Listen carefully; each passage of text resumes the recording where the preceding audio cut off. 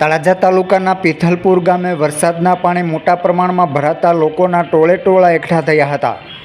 ભાવનગર જિલ્લાના તળાજા તેમજ વિવિધ પંથકમાં વરસાદ વરસી રહ્યો છે, ત્યારે મોડી રાત્રે પડેલા વરસાદને લઈને પિથલપુર પ્લોટ વિસ્તારમાં નીચાણવાળા વિસ્તારમાં મોટા પ્રમાણમાં પાણી ભરાતા અને અમુક લોકોના ઘરમાં પાણી ઘૂસી જતા લોકોના ટોળા એકઠા થયા હતા।